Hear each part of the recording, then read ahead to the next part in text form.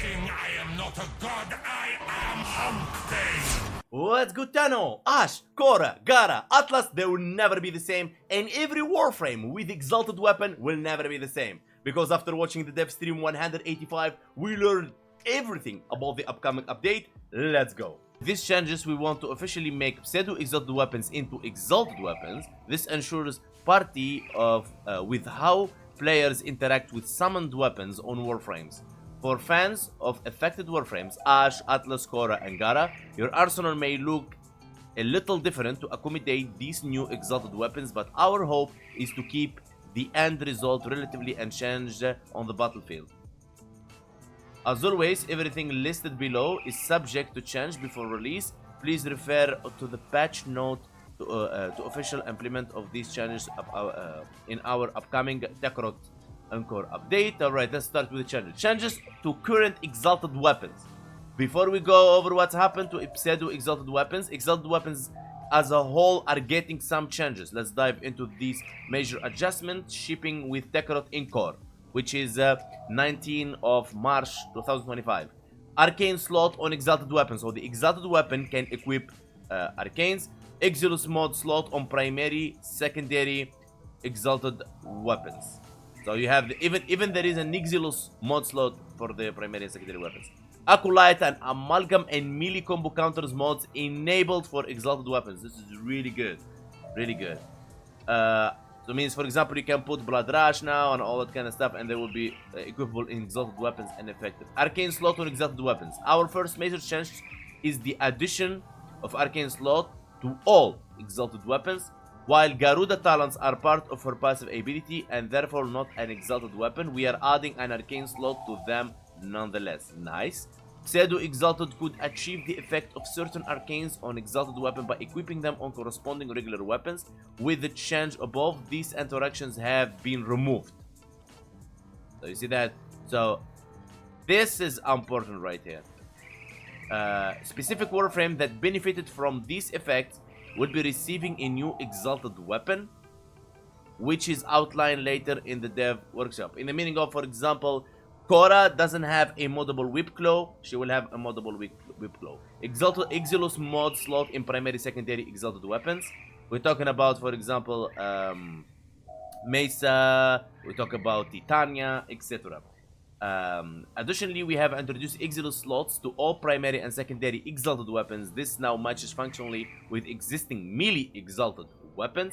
Acolyte, Amalgam, and melee counter mods enabled for exalted weapons. Next, we are re-enabling mods that were previously disabled for exalted mods. This means Acolyte, Amalgam, and melee combo counter mods can now equip on all exalted weapons. I repeated this five times. Primary, Amalgam Serration, Argon Scope, Galvanized Scope as well, Bladed Rounds, Catalyzer Links. Now this works.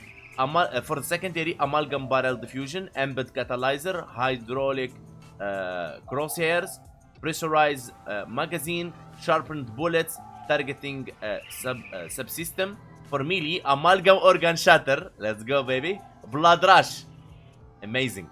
Body Count, Dispatch Overdrive, Gladiator Rush, Maiming Strike, and the legendary Weeping Wounds.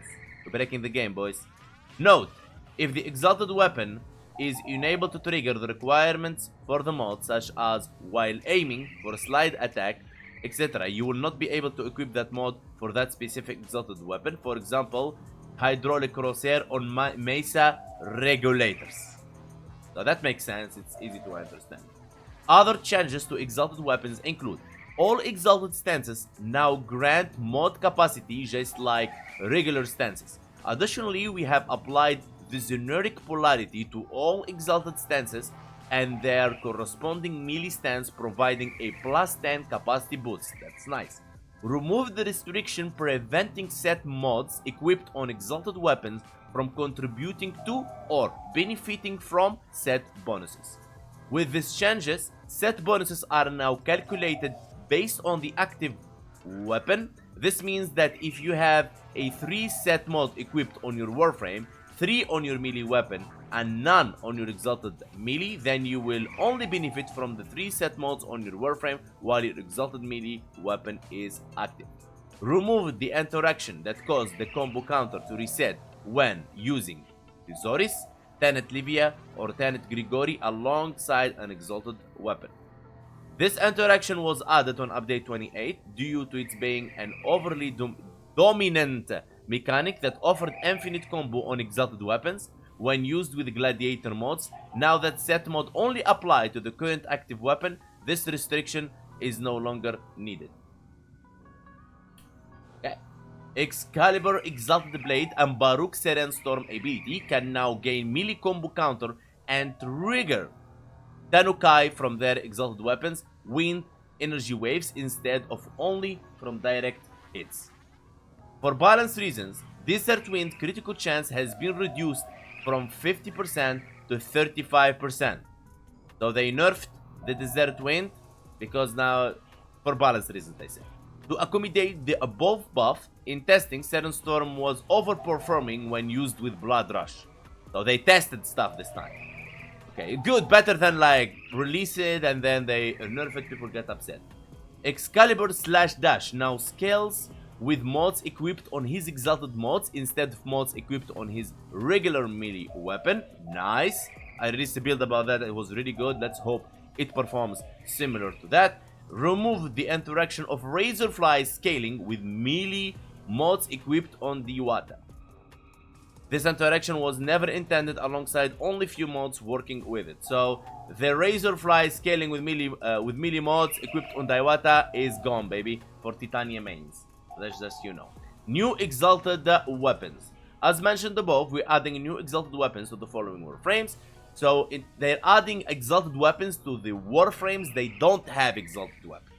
But all the Exalted Weapons receiving Arcane slots and Exilus slots. Okay, so the Warframes they receiving this: Atlas, Gara, Khora, and Ash. Now, Atlas we already know, we try, for example, to take Ceramic Dagger or something with combo and this and put mods in it and blah blah blah blah. Gara, the same, we used to use Mire and stuff like that. Khora, we was using Magistar as that stick. Ash, now this is new. Because you can mod now the 4th ability as an Exalted Weapon, which is really crazy. These 4 new Exalted Weapons will have a base damage range of 2.8 meters, which adds directly to the modded ability range on your Warframe, and can also be enhanced with melee mods like Reach. So the Exalted Weapons can benefit from Reach to extend the range. That's very good. With their new Exalted status, these weapons are now separately moddable and will benefit from mods that were unavailable to them previously, namely Condition Overload. God, this is crazy. Melee Elementalist and Smite Multiplicative Faction mods. Crazy.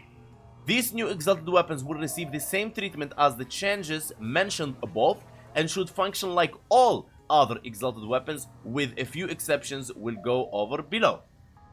Alright. Note, these new Exalted weapons will not include an Exilus slot, as the relevant abilities cannot perform heavy attacks, Tanukai, parry, or block. So the ones that you can't use with Exilus. For example, if a weapon cannot perform a heavy attack, there is no reason for them to put you a Tanukai. That's what they mean, which is not bad. Atlas. Atlas now wields a moddable Exalted weapon called Landslide. Landslide have a pre-installed Hurricane Catalyst along with 2 Madurai polarities. Landslide critical chance has increased from 5% to 35%. Status chance from 5% to 15%. This is really good. Landslide retain its unique combo counter mechanic instead of using traditional melee combo. Learn more about the ability combo changes section. We're gonna look into that for a second. Learn more about this in ability combo counter changes. Okay, Gara. Gara has received upgradable Exalted weapon called Shattered Lash. Shattered Lash has a pre-installed Hurricane Catalyst along with Madurai and 1 Naramon polarity. Shattered Lash now has a critical chance of 20% and a status chance of 30%, while its base damage was reduced from 800 to 400 damage. So the Shattered Lash on Gara damage got cut to half. Okay? Unlike traditional Exalted melee weapons, Shattered Lash uses the same combo counter mechanic as Landslide. Learn more about this ability combo counter changes section below. We're gonna look into this for a second. These are balancing adjustments for odd strength with new combo changes. More about this in the ability combo counter. I'm excited now to see this. Khora now, you guys waiting for this, right? Khora new exalted weapon is aptly named Whip Claw. That was expected. It comes with a pre-installed Hurricane Catalyst along with Madurai and one Vazarin Polarity. Easy to understand. Whip Claw base damage has been nerfed, in another meaning, from 300 to 150. So Whip Claw damage is cut to half. Unlike traditional melee weapons, Whip Claw uses the same combo counter mechanic as Landslide. Learn more about this ability combo counter changes section below. These are balancing adjustments for adding strength with the new combo changes. More about this in ability combo counter changes section below. Ability combo counter changes, probably you've been waiting for this. Since Blade Storm, Landslide, Shattering Lash, and Whip Claw are not channeled exalted melee weapon in the meaning of an ability you use and it consumes your energy meanwhile. Okay, because they are a casting. So you cast it, consumes, you go forward. We have devised a new ability combo system specific for those weapons. So the new system applies only for the non-channeled exalted weapons. Alright. Based off Atlas, existing combo mechanic, recasting their respective abilities with 1 second of the previous cast will grant 20 combo points, which will increase the combo multiplier by 1.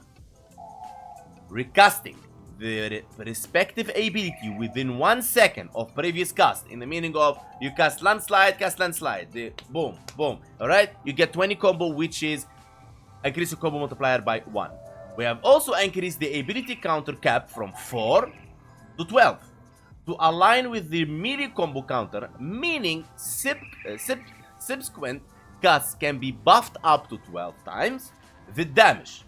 By increasing your ability combo counter, your exalted weapon will receive increased base damage on ability combo multiplier. Now, ability damage now scales 1-1. With this new ability combo counter, instead of 0.25x the melee combo multiplier with pseudo-exalted weapons. As a result, we have reduced the base damage of Shatter Lash and Whip Claw. They nerfed the Shatter Lash and Whip Claw to balance with the ability to scale higher with the new combo system. This balance adjustment increased the overall damage output when combined with the new combo damage. In the meaning of, without combo, your Shatter Lash and Whip Claw will be weak because they are nerfed for the basic and increased for the 12 combo multiplier. Mods like Blood Rush, Whipping Wound, and Body Count, as well as focus abilities like Naramon, Power Spike now work with the new system. So, if you have a 12 combo multiplier on your combo multiplier exalted weapons, alright, Naramon will work to keep your combo and so it doesn't deplete all at once. Ash changes. We felt Ash needs a boost to complete with stronger choices. Below are changes that retain the core theme of Ash but should help to bring him up to speed. To start, there are no changes to Ash passive ability. So Ash, almost the most powerful thing about Ash, the passive remains the same. So that's amazing. Now, the slash and all that. Ability 1 Shuriken receiving a change. The base damage increased from 500 to 750. So that's a buff to Ash first ability. The number of thrown projectiles increased from 2 to 5 shurikens, with which release in an arc in front of Ash and home towards enemy. This is really good. That means with shuriken first ability, you'll be able to armor strip enemies faster. Now, enemies hit with shuriken now contribute towards the melee combo counter. In the meaning of, with Shuriken, you can fill your combo multiplier with Ash. Okay, now, second ability. This is the change that we've been looking for very, very, very long time, which is the increase of Ash duration, because he sucks when it comes to duration of invisibility. Increase the base duration from 8 to 12 seconds, and this 8 to 12 seconds is affected later on with ability duration mods, so it will be more extended. Now, we've also increased the max base duration to the Smoke Shadow Augment from 8 to 12 seconds. Smoke Shadow Augment, in case you don't know, it gives you 150% critical chance starting off. Ability 3, Teleport. The Fatal Teleport Augment is now part of Teleport and automatically performs Finisher on cast with a 200% Finisher bonus automatically. The Fatal Teleport Augment has now changed to Quickened Teleport, so the augment is different now. Executing a target with a teleport increase parkour velocity by 30% for 12 seconds. The duration is doubled with a mercy kill. Finisher kills performed by Ash will... Listen, this is very important. Finisher kills performed by Ash himself will extend the smoke screen duration, in the meaning of, if you perform a finisher with Ash, you increase the duration of your invisibility, which is already buffed by DE. Kills will reset smoke screen duration. Mercy kills will reset smoke screen duration, in the meaning of, let's say you have 40-second duration and it goes down to 10 seconds. It's almost finishing. If you perform a finisher kill, you will extend it. Let's say it's 10, becomes 20. But if you perform a mercy kill, you will get it back to 40. All of the duration, all of it. You're back to 100%, baby. Now, ability 4, Blade Storm. Blade Storm now is an exalted weapon with a pre-installed Orokin Catalyst along with 2 Madurai polarities. Blade Storm is now considered a dagger, allowing you to equip weapon-specific mods like Covered Lethality. Blade Storm has a critical chance of 5% and critical multiplier of 1x and statue chance of 5%. Before, Blade Storm could neither crit nor apply status. So that's before. Now it can crit, have status, and have a multiplier. Outside of the force/proc. Now, except that, since finisher damage is already very strong, Blade Storm received a nominal increase for balance. And in my opinion, Blade Storm critical chance 5% is kinda low. The critical multiplier is kinda low. It's supposed to be 20% critical chance, maybe 2 or 3 critical multiplier, and 5% status chance would be very good, but it is what it is. That's what we get to play with, guys.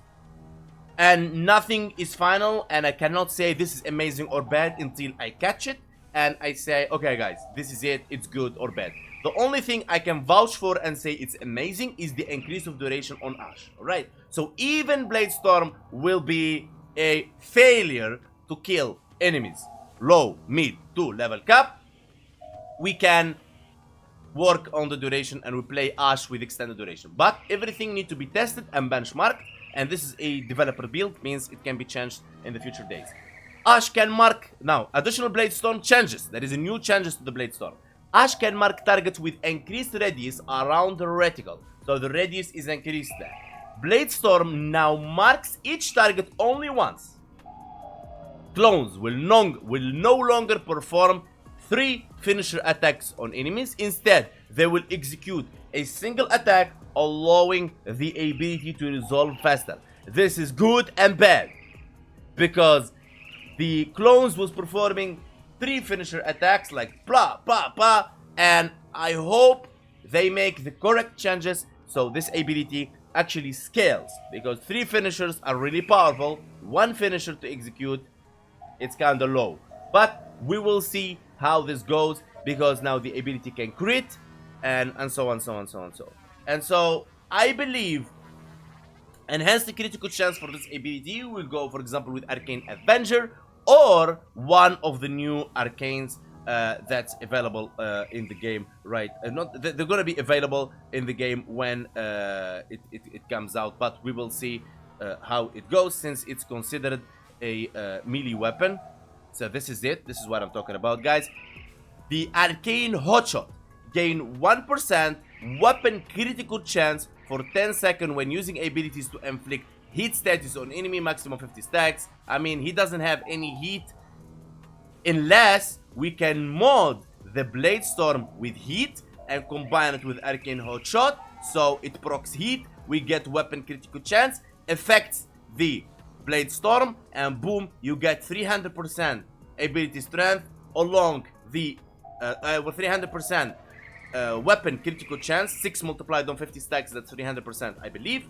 And then with Arcane Avenger, absolute critical chance. I think we can come around maybe orange to red crits, and we will see how that works. In the end, I want to say is thank you so much for watching, and there is a lot of changes, and of course there will be a video about every single Warframe that received a change and builds for level cap as always. Thank you so much for watching, and see you guys next time.